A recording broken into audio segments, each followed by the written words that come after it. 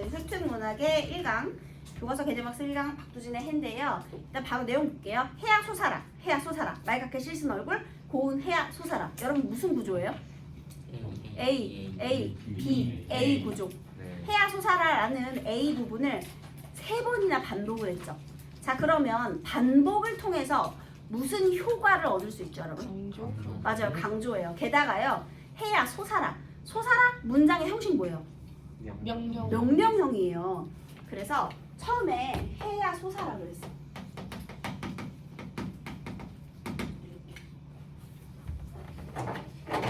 여기에 있는 이 솟아라 이 부분 명령형 어미를 통해서 어떤 효과를 드러내느냐 강조를 하긴 하는데요. 해가 솟아라라는 건 사실 나의 소망이잖아요. 밝아지기를 원하는 거잖아요. 그러면 그만큼 내 소망이 절실하다 을 강조하는 거죠. 이것을 강조하고요. 그 다음에 여기서 운율을 보니까요. 해야 솟아라 맑게 씻은 얼굴 고운 해야 솟아라. 몇은 뭐예요? 4음. 산 넘어 어둠을 살라먹고. 여기서 조심해야 될 게 산 넘어 어둠을 살라먹고 이거는 AAB 아니에요, 여러분. 그냥 산 넘어만 반복한 거지. A까지만 나왔지. A가 없어서. 그 다음에 산 넘어 밤새도록 어둠을 살라먹고 이글이글 애띤 얼굴 고운 해야 솟아라. 이렇게 전체적으로 봤을 때 사음보의 운율을 드러내고 있어요.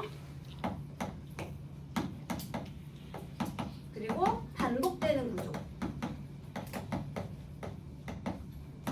동일한 식구, 유사한 식구 또는 유사한 동사 구조의 반복을 보여주고 있네요. 그 다음에 이글이글 이건 뭐예요? 이글이글. 음성상징어, 특히 의태어죠. 네. 그러면 얘가요 지금 뭔가 어두운데요. 여기에 이제 청산이 있는 거야. 산이 어두워요. 지금 현재 이따가 보겠지만 눈물 같은 골짜기가 있는 달밤이에요.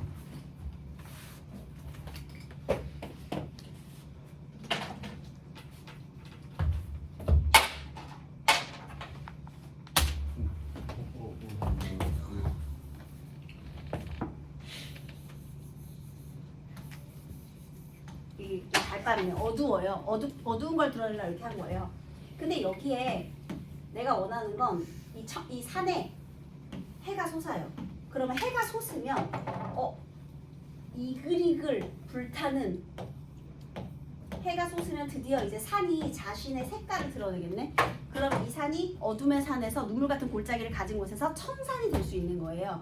그러면 여기에서 해가 가지는 의미가 엄청 중요하겠네. 그죠? 해가 뭐예요? 밝음. 그리고 여기서 이런 말을 했네. 어둠을 살라먹어? 살라먹는 게 불사른다 이런 뜻이거든요. 보통 해가 가지는 상징성이 생명력, 그 다음에 밝음, 광명 이런 의미를 가지고 있잖아요. 어둠을 물리칠 수 있는, 그러니까 뭔가 부정적인 현실 상황을 극복해낼 수 있는 그런 의미가 있네요. 자, 그렇다면 박두진이 이 시를 해방 직후에 썼대. 그러면 어둠의 이미지는 해방 직후의 혼란한 현실 상황이거나 아니면 일제강점기에 우리가 겪었던 고통까지도 같이 아울러 생각을 해볼 수 있겠죠. 그러면 이제 해가 솟으면 그런 어둠과 불안이 모두 사라진다는 걸 알 수가 있습니다. 그리고요, 해가 이글이글 애띤 얼굴을 가지고 있어요. 이 해는요, 애띠고 고운 얼굴을 갖고 있대요. 여러분, 우리가 보통 시에서 감으로 대충 그럴 것 같아 하지 마시고요. 해가 어떤 존재냐, 앳된 얼굴을 갖고 있고 고운 얼굴을 갖고 있대요. 그러면 해는 어떤 존재냐, 순수한 존재가 되는 거예요. 앳되고 고우니까. 뭔가 어리면 순수한 느낌이 있잖아. 그 다음에 무슨 법이에요? 얼굴이 있으니까. 그렇지. 의인화된 대상인 거죠. 그래서 여기 해가 의인까지도 생각을 할 수 있고요. 해야 불렀어요. 그럼 또 이건 뭐예요? 도노법. 그 다음에 청자가 누구예요? 해야. 아, 해야 불렀잖아. 그러면 청자도 해야죠. 네. 말 못 내는 형식이네. 그죠? 그리고 기본적으로 명령형 문장은요, 청자가 있어야만 사용할 수 있어요. 청유형 명령형은 듣는 사람이 있어야만 사용할 수 있는 거예요. 자, 그래서 이렇게 이글이글 강렬한 시각적 이미지를 통해서 해가 솟아나기를 바라는 강렬한 마음을 일련에서 드러냈어요. 자, 그 다음 두 번째. 달밤이 싫어, 달밤이 싫어. 눈물 같은 골짜기에 달밤이 싫어. 여러분, 어조가 어때요? 달밤이 싫은 것일까? 가 아니라요. 싫어. 그 다음 보면 청산이 좋아라. 단정적인 어조죠. 네. 그래서 굉장히 강하고 단정적인 어조를 가지고 있어요. 그러면 이 박두진의 해라는 작품은 남성적이고 의지적인 어조를 가지고 있다. 단호한 어조를 가지고 있구나라는 걸 알 수가 있어요. 여기 작품의 이제 성격이 결정이 됐죠. 자, 그 다음에 여기서 이 달밤이 가져오는 이미지는요. 눈물 같은 골짜기예요. 그리고 아무도 없는 뜰. 우리가 항상 시적 화자의 처지와 정서를 생각해야 되는데요. 얘가 눈물을 흘리고 있대요. 네, 눈물 같은 골짜기죠. 그리고 지금 여기는 아무도 없어요. 왜냐하면 달밤이니까요. 얘들아, 눈물 같은 골짜기, 눈물을 흘리고 있다? 시적화자의 지금 심정이 어때요? 슬퍼. 슬퍼. 아니 그냥 슬픈 거야. 슬프고 아무도 없으면 시적화자의 심정은 어떻죠? 그래, 맞아요. 슬픔과 외로움의 달밤의 이미지죠. 그리고 나는 싫어 이렇게 단호하게 설명하고 있죠. 그래서 아마도 이 달밤은 일제치하의 암담한 현실 상황, 또 해방 직후의 혼란한 현실 상황, 이렇게 의미를 설정해 볼 수 있겠네요. 그래서 이건 싫고요. 해야, 고운 해야, 네가 오면, 네가 사오면 계속 반복하고 있죠. 반복을 통해서 대상을 강조하고 있고요. 여러분, 사는요, 남이 사 할 때 그 사예요. 강조의 전미사죠. 네가 진짜로 온다면, 얘들아, 오면 가정하고 있어요. 나는 청산이 좋아라. 그래서 여기에서 이 해가 떴잖아요. 해가 뜨니까 얘가 뭐가 된 거야? 청산이 된 거야. 여기는 눈물 같은 골짜기, 아무도 없는 뜰이었잖아요. 근데 이제 푸른 산이 된 거죠. 시각적인 이미지. 자, 그래서 훨훨훨 깃을 치는 청산이 좋아라. 얘들아, 깃을 치는 게 무슨 뜻이야? 이렇게 깃털을 파닥거리는 거잖아요. 깃을 치는 거니까 이렇게 날개 파닥거리는 거죠. 그러면 청산이 깃을 치네? 무슨 법이죠? 화류. 얘는 화류. 얘는 화류 되죠. 그 다음에 깃을 치는 건 움직임이 있는 거죠. 네. 그러면 이 화류법을 통해서 어떤 효과를 드러낼까요? 생동감. 생동감, 역동감, 역동성을 드러내는 거죠. 그래서 왜 우리 어두울 때는 아무도 없었잖아. 가만히 있었잖아요. 그런데 이제 해가 떠오르면서 막 뭔가 움직임이 시작되고 생명력이 나타나고 그다음에 역동성이 느껴지고 지금 이런 부분이 되는 겁니다. 그래서 자, 해가 떠오르지. 그러니까 얘가 이제는 청산이 되었어요. 그래서 여기도 아까 이글이글도 의태어였지만 훨훨훨 이것도 의태어죠. 그래서 음성상징어를 이렇게 얘는 싫어, 그리고 얘는 좋아 이렇게 되고 있네요. 그러면 의미상 서로 대조적 의미의 시어를 활용하고 있다. 이게 또 특징이 되겠죠. 성격, 주제, 특징. 반복이 일단 눈에 굉장히 많이 띄고요. 그 다음에 대조적 의미의 시어. 주제를 강조할 수 있는 역할을 하겠죠. 그런데 아까 1년에 좋아라? 이건 아까 명령형이었잖아요. 그런데 연애도 홀로래도 좋아라가 있어요. 얘도 명령형이에요? 아니요. 형용사 뒤에 아라는 뭐죠? 그렇지. 아까는 아무도 없으면 외로워서 싫다고 했는데 해만 있다면 혼자 있어도 외롭지 않다는 뜻이죠. 그만큼 해가 좋다, 간절히 원하고 있다 이거고요. 일단 이렇게 연의 끝에서 라라 반복되면 가군을 쓰고 있다도 괜찮아요. 그래서 약간 전통적인 요소들도 있죠. 사음보의 율격이라든지 아니면 가군의 사용이라든지. 자, 그래서 이제 해가 뜬 이 청산에서는요. 사슴을 따라 양지로 사슴을 따라 사슴을 만나면 사슴과 놀고. 그래서 이 해가 뜬 청산에는 누가 찾아왔어요? 맞아요. 나는 지금 얘가 와가지고 막 너무 신나가지고 미친놈 같긴 한데 지금 신나가지고 막 했거든요. 근데 여기에 이제 사슴이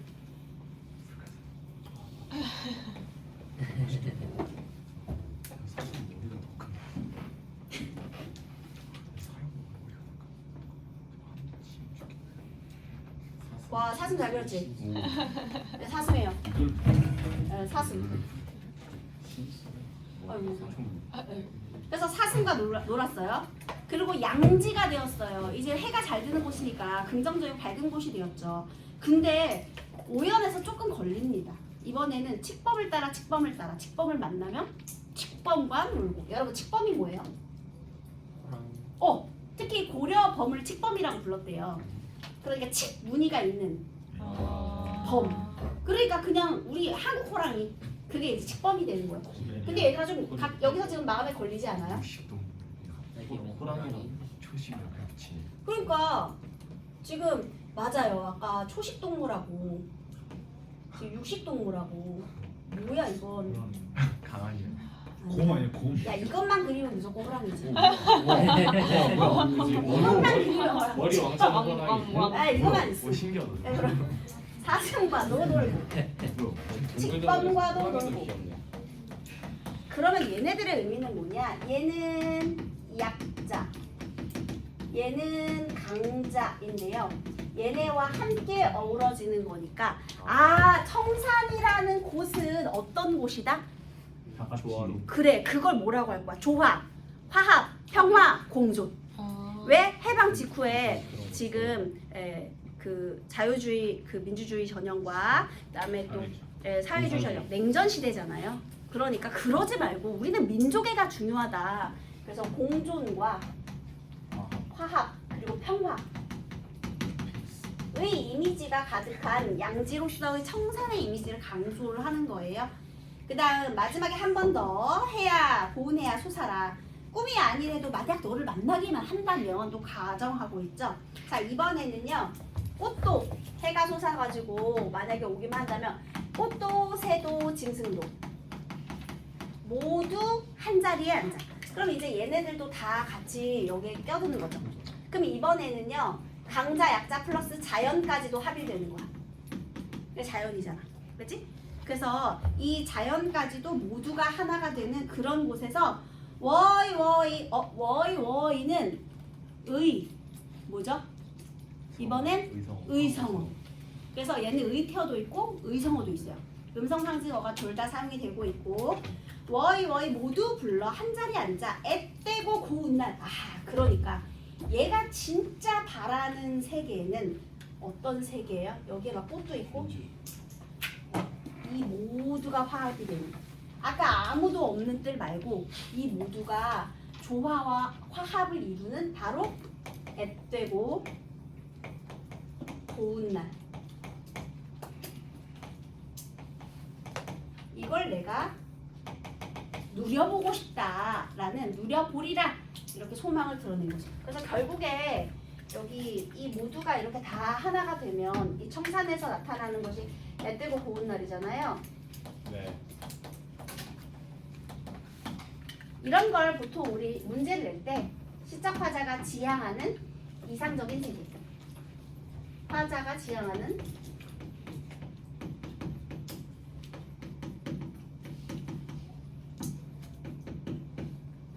이상적인 세계. 아니 녹화를 요 반속할 때 하지 말고 저쪽 201호 소볼 때 해야겠다. 칠판이 밀려가지고 글씨가 잘 여기 칠판이 오래돼가지고 밀려가지고 사는 거예요. 자 그래서 어쨌든 이상적인 세계니까요. 우리 민족이 화합과 평화를 이룬 바로 그날이 되겠습니다. 그러면 주제는 뭘까요? 주제는 민족에게 화합과 화합과 평화를 지향하는 거야. 그게 주제야. 그래서 화합과 평화의 세계에 대한 지향. 이렇게 시작하자가 바라는 게 주제 의식이 되겠죠. 어렵지 않지? 이렇게 문제를 풀면 돼요. 그래서 다른 건 몰라도 만약에 박수진의 해 문제를 푼다 그러면 다른 건 몰라도 이 그림은 생각이 날 거야. 그렇지? 얘 쌍둥이 흘리는 골짜기부터 맞아요. 하나가 되는 화합의 공간까지. 예, 기치고 지금 헐헐 날아다니는 것도 춤추는 것까지. 자, 생각이 날 거예요. 자, 그렇다면 위키피디아 설명으로 적절하지 않은 것은 여러분 있잖아요.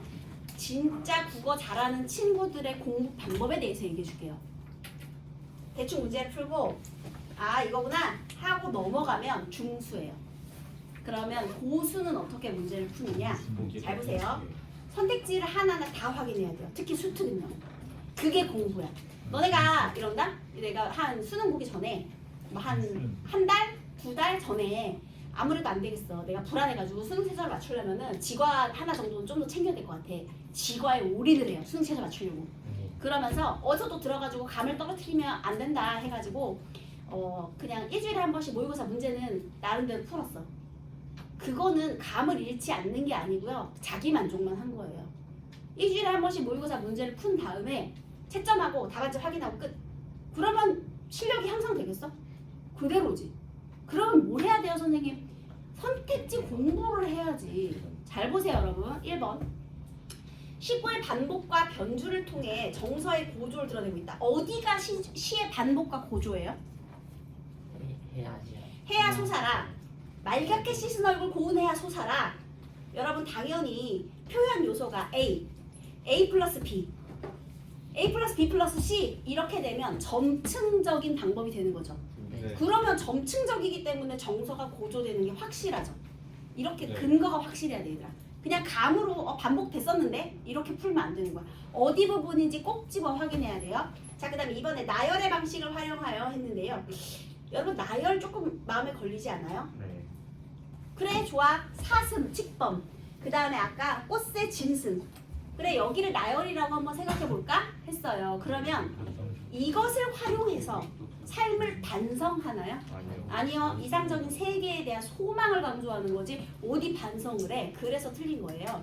이렇게 앞뒤 끝에 표현 효과까지 정확히 살펴봐야 되겠죠? 그래서 땡. 그럼 나머지도 음성 상징어를 활용하여 시각적 이미지 선명하게 어디죠? 이글이글. 맞아요. 이글이글. 헐헐. 헐헐헐은요. 일단 얘도 시각적이긴 한데요. 얘는 헐헐헐 깃을 쳤기 때문에 얘는 약간 역동성이 더 강조가 되죠. 워이는 청각이고요. 어쨌든 이글이글이 정확히 시각적이잖아. 그지? 그리고 화류적 표현 깃을 치는 거죠. 자연물이 주는, 청산이 주는 역동적인 인상. 정확하죠. 가정적 표현을 통해 너를 만나면 추구하는 이상적 상황. 애띠고 고운 날을 누릴 수가 있다. 정확히. 그래서 우리 공부를 잘하는 친구들이 선생님에게 질문을 하러 오잖아요. 성적이 좋은 친구들이. 그러면 걔네들이 질문하는 건요. 선생님 저는 3번이 너무 틀린 것 같아서 3번을 맞췄습니다. 근데 4번이 왜 틀렸는지 모르겠어요. 이런 질문을 하면 진짜 공부를 한 거야 얘들아. 3번을 맞췄어. 정답 맞췄어. 근데 걔는 맞춘 거에서 끝나지 않고 선택지 공부를 다 한 거지. 그러니까 맞췄지만 4번이 왜 안 되는지 3번이 너무 정답이 확실해서 3번을 찍어서 맞췄어. 근데 4번이 어느 부분 때문에 이게 안 되는 건지를 질문하러 오는 친구들이 있어요. 우리 반에도 있어요. 많아요 여러분. 여러분들만 질문 안 한 거지 다른 친구들은 지금 다 그렇게 질문하고 있어. 그런 애들은 다 성적이 좋아요. 그러니까 이렇게 공부를 해야 되는 거야. 알겠지? 그것이 공부한 거지 그냥 답안지 읽고 확인했다 이건 공부한 게 아니라는 거야. 그래서 이렇게 풀고 그 다음 2번 각연에 쓰인 종결어미의 기능에 대한 이해로 적절하면 동그라미 아니면 X 1년에 알아 대상에게 명령의 모습을 드러내라는 대상 청산에게 미안해요 해에게 모습을 드러내라 솟아라 명령의 뜻 맞죠? 네. 2년에 싫어져 싫어 근데 이건 무슨 의문의 뜻이야 완전히 틀려버렸지 단정적인 뜻을 드러내니까 X 3년에 알아는 명령이 아니라 감탄이기 때문에 X 그리고 누려보리라 이거는 소망하는 바를 이루겠다는 다짐 맞아요. 그래서 OXXO가 되겠습니다. 자, 그다음에 이 작품에는요 해가 지닌 밝음의 이미지, 또 달밤이 지닌 어둠의 이미지 서로 대립을 이루죠. 달밤과 해의 이미지가 서로 대립을 이루어요. 또 밝음이 지배하는 공간인 청산은 아까 달밤 속에 눈물 같은 골짜기 아무도 없는 뜰과 대비가 돼요. 그러니까 지금 선생님이 이게 좀 그 높이가 안 맞긴 했는데요. 얘 해를 너무 열심히 그려가지고 이 달밤과 해가 서로 대비를 이루고요. 여기 눈물 같은 골짜기하고 아무도 없는 뜰이 청산과 대비를 이루는 거예요. 이렇게. 네, 그래서 요 평화와 공존이 구현된 장소. 아까 뭐예요? 청산에 띄고 고운 날을 그려보는 그런 내용으로 되어 있죠. 두 번. 네, 그래서 이렇게 문제를 풀었고요. 우리 상징에 대해서 한 번만 더 얘기해 볼게요. 여러분 지금 여기 해가 상징적인 의미를 가지고 있잖아요. 네. 참고로 얘는 이제 문학 이론. 상징은요 세 가지로 나눌 수가 있어요. 관습적인 상징, 개인적인 상징, 원형적 상징. 관습적인 상징은요 사회가 의미를 부여한 거예요. 사회가 의미를 부여했어요. 개인적인 상징은 작가가 의미를 부여했어요. 원형적인 상징은 원시 시대로부터 그냥 원소와 관련된 거, 4대 원소 같은 거 있지. 물, 불, 바람, 흙 이런 거 있지. 그런 게 원형적 상징입니다. 그럼 한번 볼까요? 관습적 상징 대표적인 것이 바로 십자가예요. 십자가 하니까 뭐가 떠올라요? 예수, 기독교, 평화? 그러면 관습적 상징이에요. 얘는 플러스지 무슨. 그렇지만 기독교라는 관습적인 이미지를 부여했죠. 그리고 또 여기에요. 우리 왜 이게 기독교를 상징하게 됐죠? 예수님이 여기에서 어떻게 했지?